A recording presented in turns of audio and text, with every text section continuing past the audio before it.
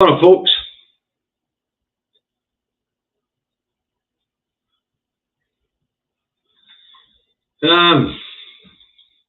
Just make sure that we're broadcasting on both channels. Yep, we're going out on Facebook, and I'll be getting a notification in a moment to tell me we're going out on YouTube. And we'll get this broadcast underway. Okay, so we'll give you a minute to get on board, and we'll get moving. So, good morning. Morning, Stephen. Morning, Nigel. How's Australia this morning? Good morning, Struthers. Good morning, Thomas. Good morning, Robert. Good morning, John. Good morning, Diane. Good morning, Alistair. Morning, Brian. Morning, Fiona. Morning, Sandra.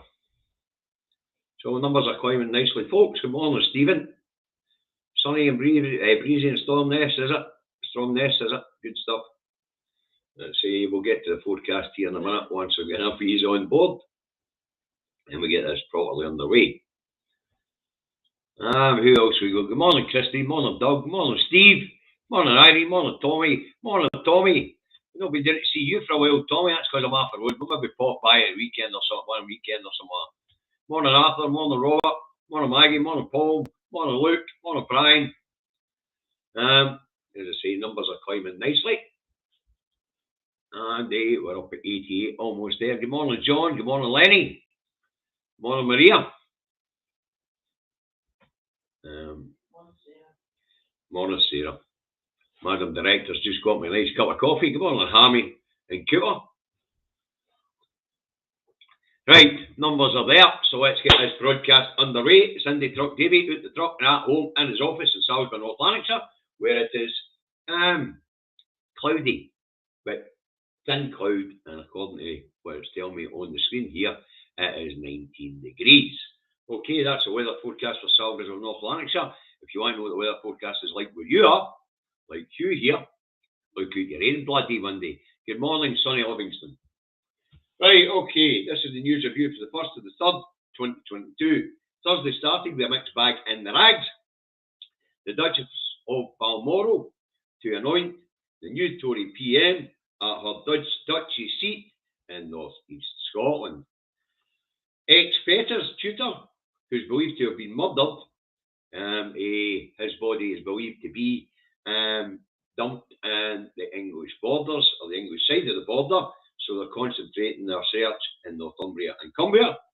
Nurseries and schools to close as ancillary staff are about to join the local authority strikes. The Scottish right-wing loony rag, the Scotsman, goes on. Ferries apparently will be delayed further. Apparently the Glen Sannox will not be setting sail on time, according to the loony rag, the Scotsman. Also, pub chain Brewdog to close 6 pubs because of energy cost crisis.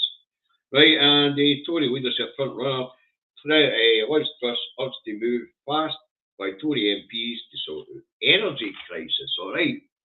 The Tory graph says Putin's out to destroy the West, and it also tells us Truss is considering scrapping speed limits on motorways. And the National says Scotland, the brand, open doors internationally. Okay, so that's the rags for yesterday, so let's move on. Okay, moving on, and Thursday started on a news report from Bloomberg that the pound sterling is a crumbling currency and a failing currency, or a fading currency. Now, according to the currency experts, the collapse of the pound reflects the UK's wider economic woes.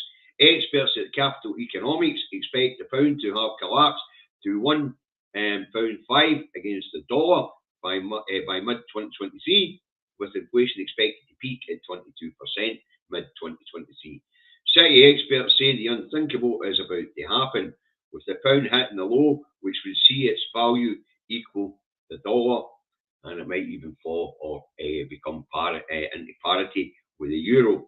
The Standard & Poor's credit agency which gives credit ratings to nations, surveyed purchases managers in the UK, and they're not feeling optimistic. Rob Dawson, director of S&P Global Markets, says inflows of work from domestic and export markets have slumped.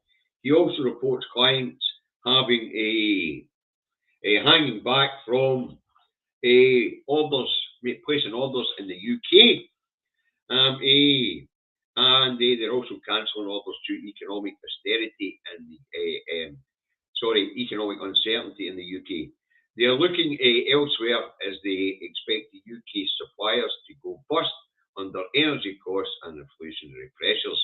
And of course, the slump in the pound means that all the costs for UK manufacturers have gone up because the buying power for raw materials isn't there. Okay. UK manufacturers' costs have rocketed, and the cost of raw materials have exploded. The UK market slumped by 4% in August, according to what they're telling us in the city, but they're not just covering manufacturing, they're covering everything. And they also say that the pound slumped 4% in value against the euro. So economic woes and things are not looking great. Inflation expected to peak at 22% next year, and the pound's expected to collapse next year. Okay, so the big question is, as my good friend Mr. Milligan stated yesterday, is what currency is Little England going to use when Scotland removes its assets from the UK? Because it's the UK and Scotland's assets which are holding up the UK and the pound. And we know that because we've been told directly by Westminster.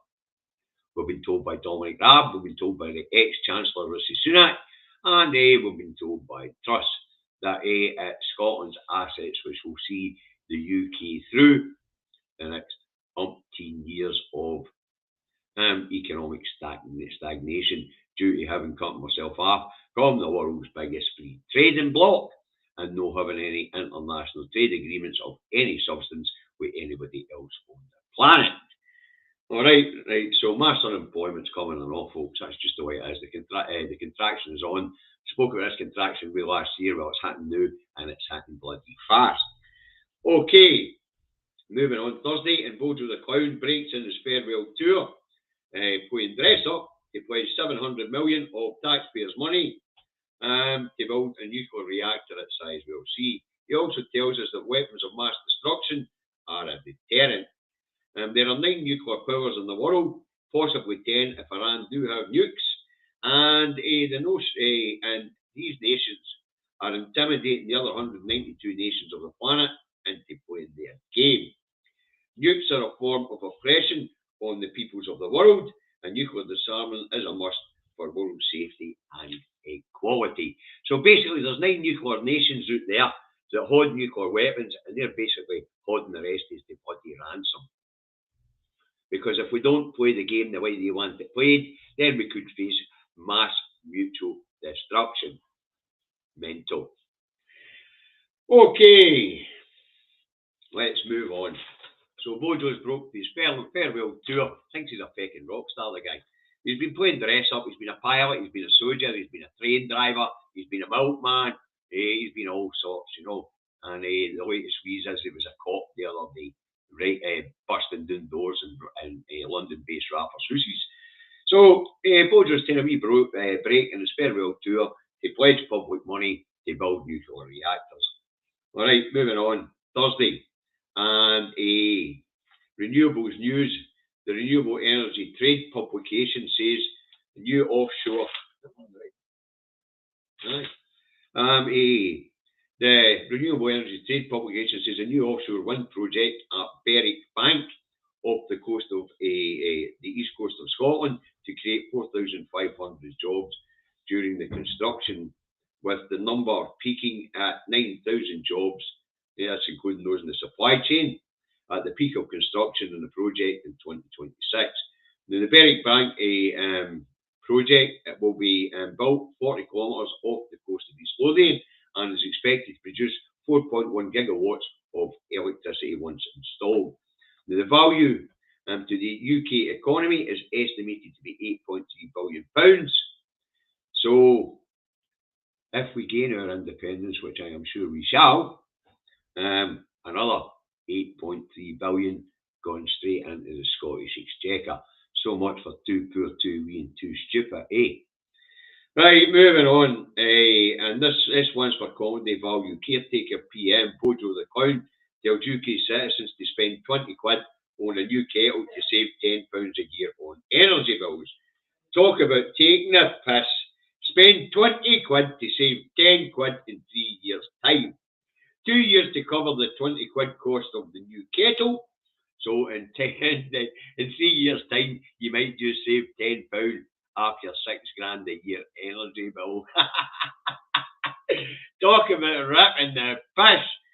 Bojo. The gift that keeps on giving.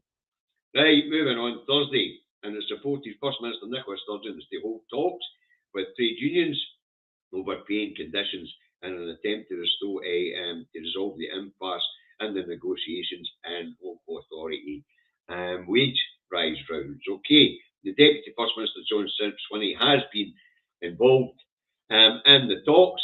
Let's hope the First Minister his intervention helps resolve the situation, because as I've expressed before, and there's no way to avoid this, the Scottish Government is on a fixed and diminishing budget.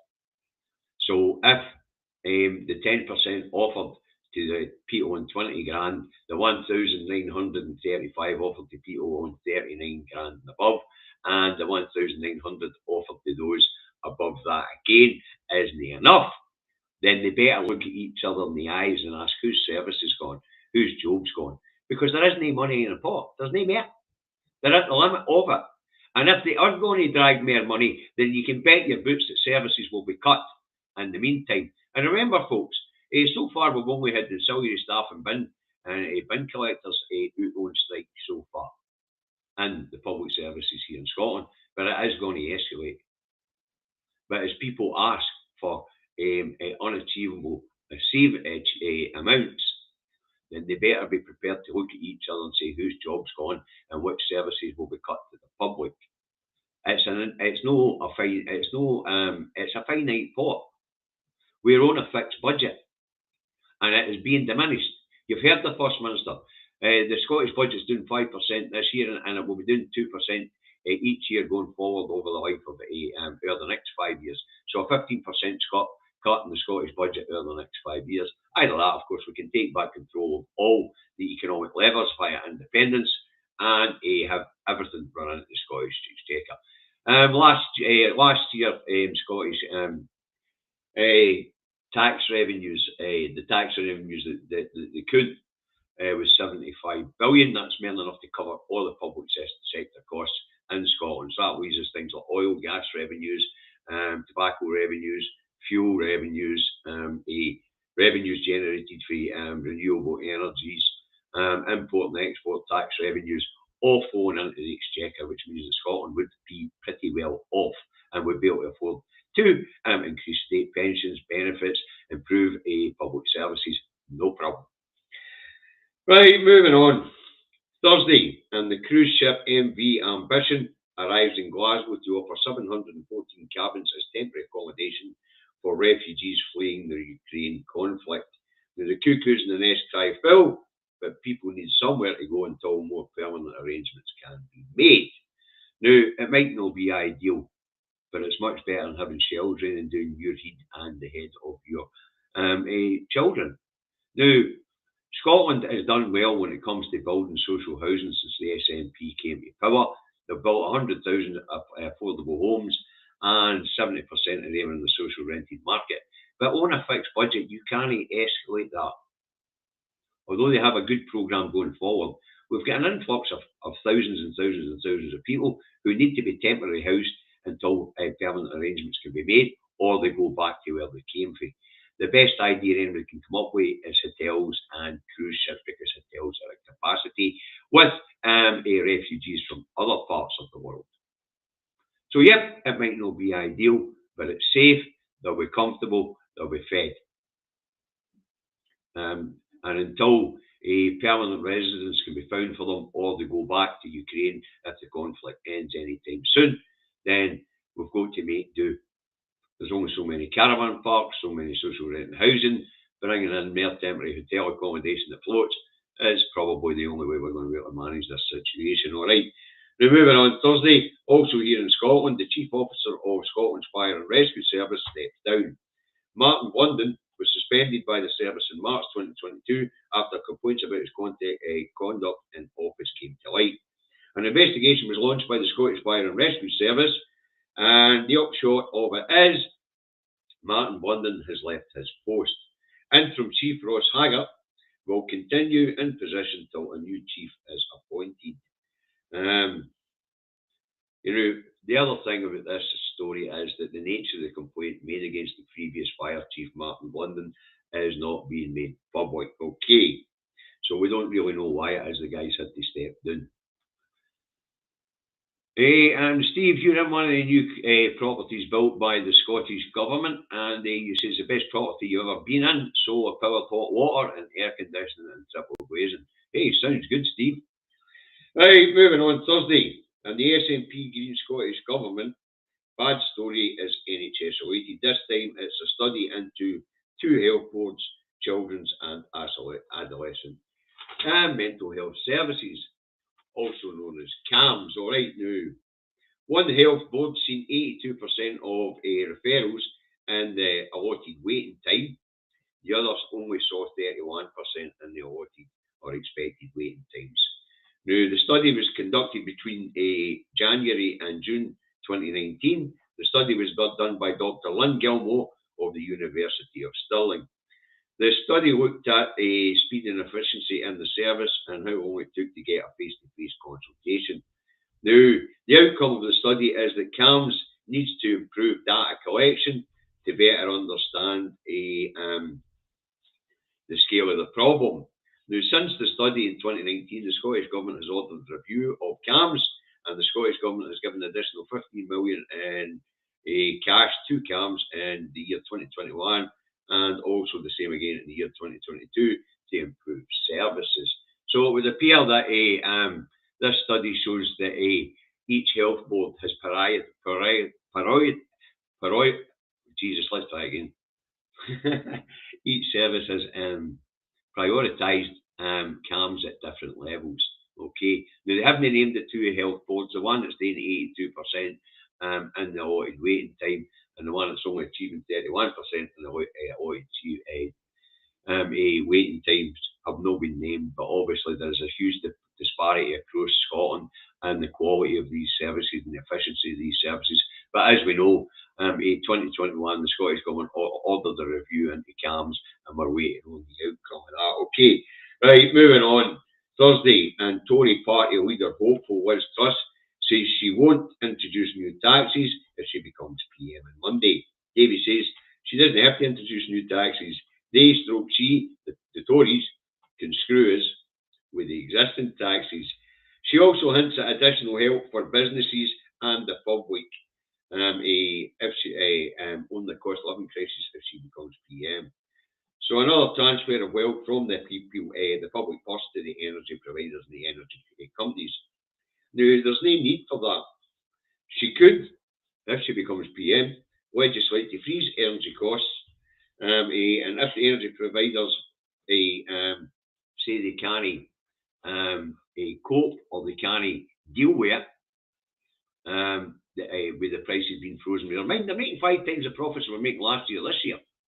So if they're claiming that they can't survive without state subsidy, obviously the answer is to take them back into public hands. What's interesting about this is, we paid for these things.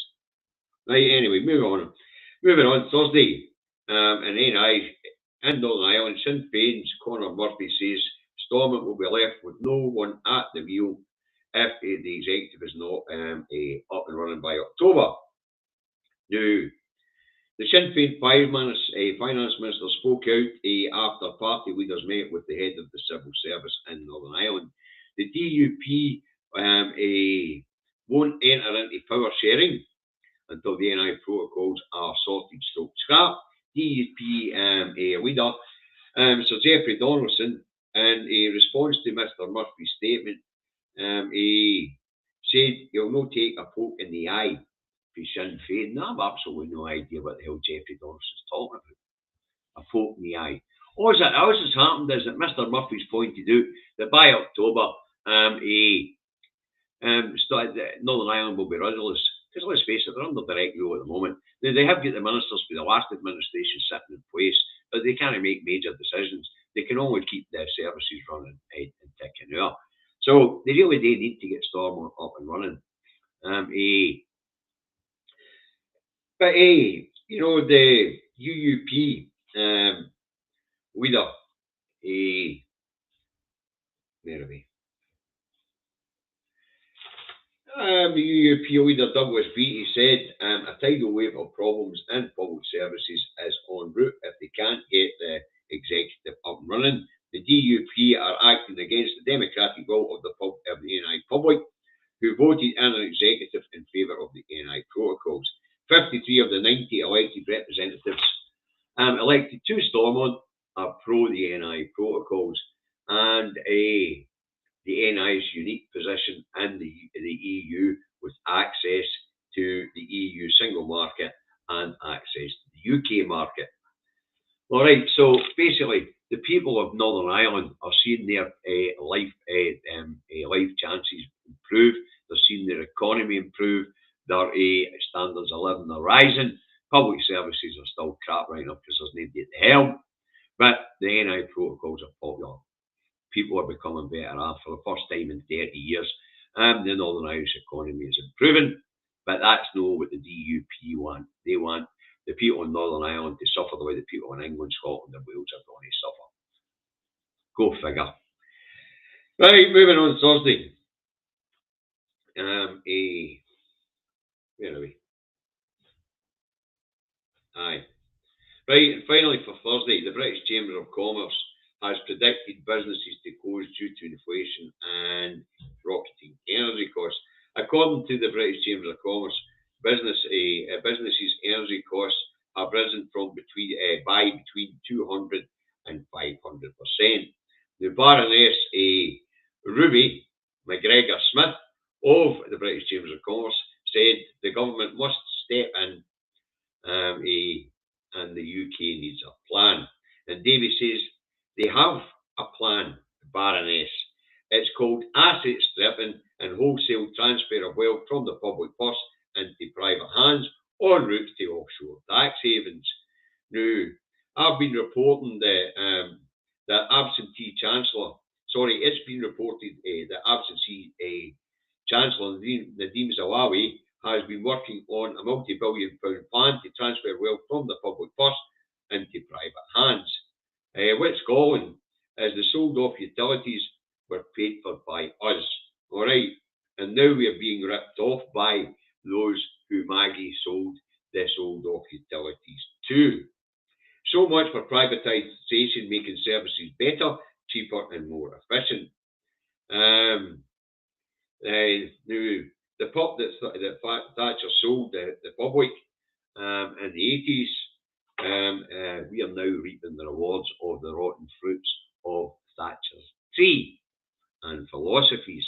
So basically, what we're basically seeing is the public sector, the utility companies which we paid for to be built, we paid for to service us, were set off by Thatcher in the 80s, and now we are seeing what the rotten fruits of her philosophies are. We'll get rampant energy prices. We'll get a rampant inflation.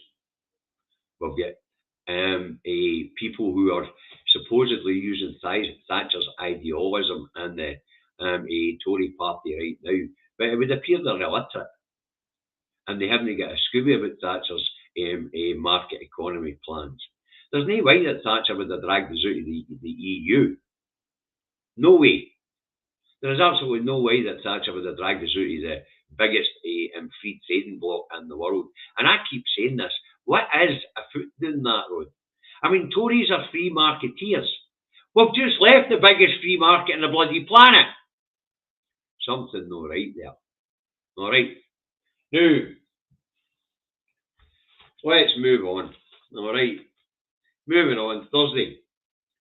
And I was asking questions in the group Salvo. I'm asking how is it that you guys are going to speed up coming a referendum coming, and how do we exercise this claim of right that you claim as a silver bullet and a constitutional democracy? I've been taking pelters for it, and a few years have been saying, well, why don't you debate silver? I said, I may bother. I'm quite happy to debate about it. I want to know whether this is another loony fringe group like the ones we've already had, splintering the bloody movement. Most of which are coming for a lunatic who's off his chump over there in Edinburgh. But that's beside the point. So far, we've been the only fringe groups tell us that there was a conspiracy against Alex Salmond by the SNP, only for us to watch the First Minister march on television into the Holyrood Committee for the inquiry to tell us that there was no conspiracy theory by the SNP against them. We then have the rise of umpteen million stupid and failed political parties since the 2014 referendum. Now, I've made a few predictions during this period since 2014, and most of them have come true. I mean, I was even called anti-alpha because I said it takes 50 to 70 years for a new political party to make a breakthrough. I don't deal with fantasy politics. I deal in political realities. And when I made these statements about the Alpha Party no making a breakthrough, that's because I've looked at parties like the SNP and the Greens. It took the SNP 70-odd years in devolution to make inroads. The Greens still haven't made any inroads in that Parliament down that road, and if it wasn't for devolution, they wouldn't have made inroads in Wales, Scotland either. I deal in political realities. So I've agreed to speak to people face Salvo to find out what's going on. Now, the reason why I'm interested in this one is because the person who dug out the Acta Salvo in 2013 happens to be a friend of mine. So I was asking her about it last night. You'll see it in the thread. She even typed to me this morning that, you could use the claim of right, but it would appear we'll need to get 2.5 to 2.7 million signatures, raise a petition in the Court of Sessions to dissolve the Union, and then have a confirmatory vote on it. So what we're looking at here with Salvo, according to the person that dug out the Acta Salvo and the claim, which has got nothing to do with the claim of right as far as I can remember.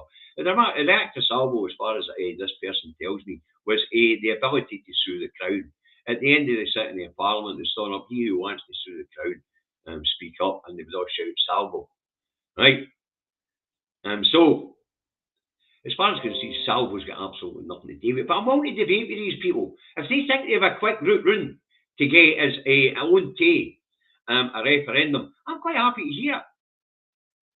But I'm willing to ask questions, like how do we speed up using the claim of right a vote? Because there has to be a vote.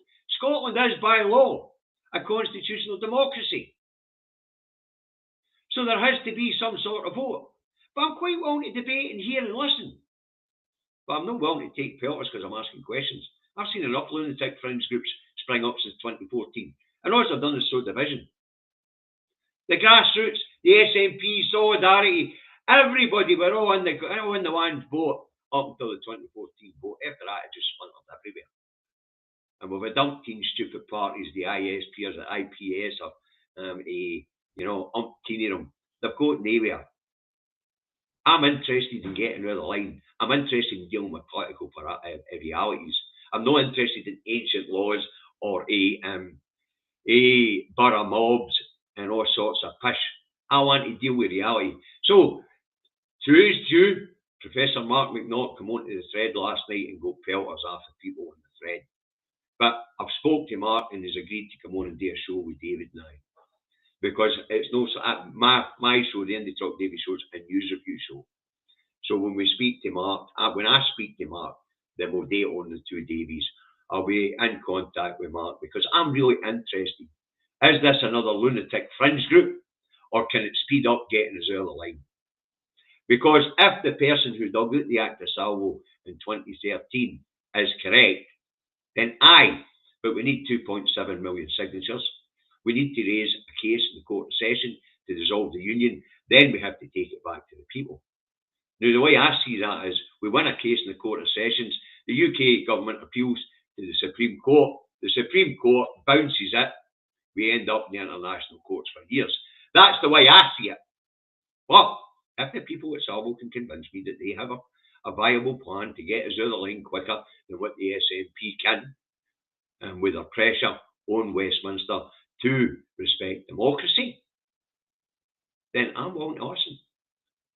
I've had somebody called Billy Holland or Billy, whatever it is, tell me he'll arrange a debate with Salvo. You don't need to, Billy. Mark McNaught was on the thread last night. He's involved with a constitutional, what do they call it? Constitutional inquiry group or something like that. So I'll speak to Mark. He's involved with the Salvo group. And Professor McNaught Pelters was not called for. I'm asking simple questions here to get simple answers. How is it that the claim of rights of Silver Bullet, as is claimed by Gordon Ross of IndyCar Gordon, and by the way, Gordon's a friend of mine, I'm not getting any argument or any beef with Gordon, but he's claiming that the claim of rights of Silver Bullet. I'm asking how. And I'm asking how it is you go about exercising that claim of right in a constitutional democracy. By law, our law, by the claim of right, Scotland is a constitutional democracy. It goes all the way back to 1320 and the Declaration of Arbroath, with the transfer of the power from the Crown to the people. 1889, written into law. But what was written into law in that claim of right was the people have to, it has to be the people's will. And the only way we can measure that in a constitutional democracy is by a vote, as far as I can tell. Well, if the people at Salvo have another idea, I'm willing to listen to you if it's faster. But if the person that dug out the Act of Salvo back in 2013 thinks it's going to have to be a legal action, and we're going to have the majority of the people sign up a petition to mount that legal action, then she might be hanging on. But I'm willing to listen. But the pelters I'm getting because I'm calling out another group, another splinter group. And I want to know what it is this splinter group can offer. And can it get us out of the line? Can it get us out of the line faster? And so far, I can't see it. This is a constitutional democracy by law. That means we must have a democratic process in order to express the will of the Scottish people.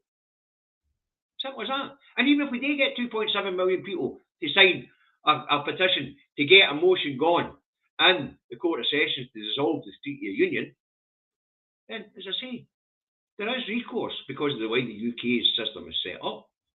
The UK government will refer it to the Supreme Court. Supreme Court will bounce it and say, nah, shut up, Scotland. And then we'll have to then go to The Hague. Quicker just to let them come to their decision in October and tell us that we don't have the right to hold a referendum. Then we become a colony. Then we can appeal directly to the United Nations. That'd be quicker in my eyes. But I might be wrong. But I'm fed up of loony fringe groups failing and sowing division while they're failing. And I'm fed up taking pelters for dealing in political realities. I said the Alpha Party would do nothing. No, because I'm anti-Alpha Party. I welcome all parties in our democracy. I said it wouldn't do nothing because of political realities. And I deal in political realities. The SNP were a fringe group up until devolution. The Greens are still a bloody fringe group. Wow. I'm taking them mere pelters off these people. I will speak to you and I will talk to the people at Salvo if they want to talk to me. And thankfully, Mark McNaught, Professor Mark McNaught, the constitutional expert from the University of Rennes, who I have a fair bit of respect for, he's willing to come and talk to us. And I'm very glad of that, because I'm fed up with the nonsense. Okay, let's move on and have a look and see what the papers are going to say this morning, shall we? Now, I haven't looked because, as you know, folks, I want my reaction to what the papers have to say to be genuine. Okay, right, so let's go. The Metro has FM bids to stop wind strikes. Well, she's entering into the negotiations. Whether she'll be able to achieve it or not, we don't know. All right, the Scottish Daily Fail, the loony right-wing rag has tens of thousands of children hit and row over pay. Strike to shut down hundreds of schools. Listen, it's not just strikes. I've seen for doing that road, that school authorities doing that road, they're talking about a 3-day school week because they can't afford their electricity bills. We could well be facing that here as well. All right, but ancillary staff are about to enter into the strikes, and I support the strikes. to be real. They have to be real. As I say, I deal in political realities. The political reality is Scotland's got a fixed and diminishing budget. There is only so much in the pot. The Scotsman has mass refugee plans drawn up for worst-case influx to Scotland. Up to 18,000 refugees from Ukraine could need emergency accommodation. We better get more cruise ships in than the 714 cabins in that one in the two-fault Berth in Glasgow isn't going to be enough. The other right-wing loony rag, the Express, it says, now even Boris's critics say Partygate probe is wrong. No, they don't. This is all about legal advice being given to the Cabinet that they should attack the parliamentary processes into the investigation into whether Boris Johnson misled the Parliament. So basically what they're trying to do is undermine the parliamentary committee that is looking into Boris Johnson's line to Parliament. And what the legal advice basically says is that they don't have the authority to investigate the Prime Minister, or the caretaker Prime Minister that now is. Right, the eye has energy firms plan to tackle crunch would cost taxpayers tens of billions. It's not a plan to tackle crunch at all. The energy companies are already making a fortune. They could freeze the energy price themselves. It's a transfer of wealth from the public purse to these scallywags in the private sector. And most of the shares in these are held by bloody Tory party members. Because when the utilities were set up in the 80s, Davy has said this before, we, the plebs, had no money to buy the shares. But hey, the 1%, the Tory elite, they had the money to buy the shares. So what we're actually seeing is a rip-off of the public purse here. The UK government could legislate to cap prices, and of course the energy companies could still bloody profiteer, and they're already making 5 times what they were making in 2021. Right, the Times has COVID-style tax breaks for firms facing ruins. Oh, hey, this is let them go bust. Now, this is the Tory party all the way through the 80s that said let them go bust. Let them go bust. Let them go bust. Now the Tory party seems to be wanting to support and prop up their mates in the private sector. Right, what else we got? The only rag, the loony Tory rag, the Telegraph. GPs given record pay rises and pandemic. What a lot of bollocks. And according to Ben Wallace, submarines may be our best defence. It just shows you how stupid these people are. The Americans, the Chinese, the Japanese, the Russians, they're all working on underwater drones to take out surface ships and submarines. And Ben Wallace thinks spending billions on submarines to be blown up by drones is a good idea. Mental. All right, the Herald has flights payout call over rise in last minute cancellations, and that's going to do with the amount of flights that have been cancelled due to COVID over the last year when we've been opened up because we've been dealt COVID's gone away. The National has SNP getting ready for an early UK election. Yeah, I noticed that. One of my friends was telling me yesterday that they've opened up nominations for candidates for the Westminster election.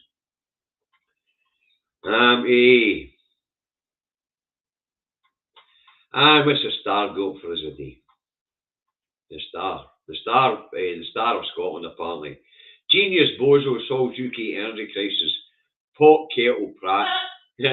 As gas and electricity bills rise to £3,549 a year, our PM suggests we can all save a whopping £10 by forking out on a new £20 Morphy Richards kettle. Ah, pure comedy gold. You couldn't make it up. Alright folks, that's what I've got for you today, and I'm looking forward to hearing from the Salvo group, and we can get into a discussion on how it is they feel they can speed up some sort of a democratic process to gain our independence. Alright, so to say that's what I've got for you today. Now folks, although there is a bit of splintering going on in the movement, let's knock it in the head. Get our eyes on the prize. Learn how you own and go out there and win hearts and minds. Right? Now, I also want to clear something else up. These guys out there who are attacking me on this thing with Salvo, You've all heard me saying I believe in the claim of right. I did a programme on it. You've all heard me saying that the SNP should just stick two fingers up and say, fuck your Section 30 order, we don't need it. I believe all that. I do. It was quashed a wee bit when Dorothy Bain, our ain top legal bod in Scotland for the government, wouldn't sign the referendum bill. And if you remember right, folks, I called for her to be sacked. I called for her to be sacked. So, all this pish about the claim of right and all this pish about people being sovereign, I believe all that. But I understand that Scotland is a constitutional democracy. I've even put up the Scottish legal system's definition of Scotland. It defines Scotland as a small, independent monarchy based on democracy. Why do they say independent? Because the Scottish legal system is independent, even if we are not. And the Scottish Government's definition of Scotland and its constitution is Scotland is a constitutional democracy.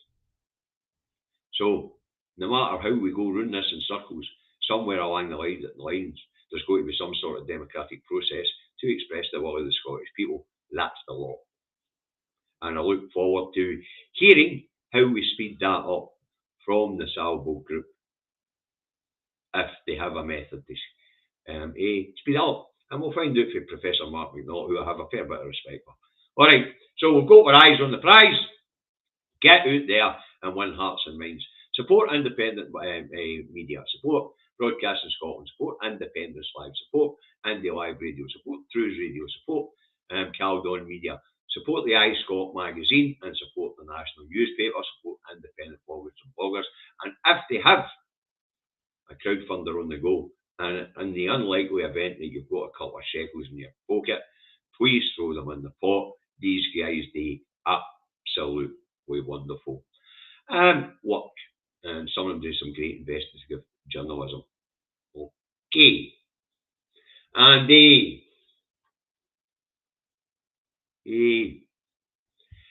health messaging.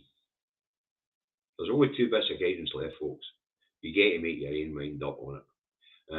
Face masks in enclosed public spaces, and clean hands and surfaces regularly.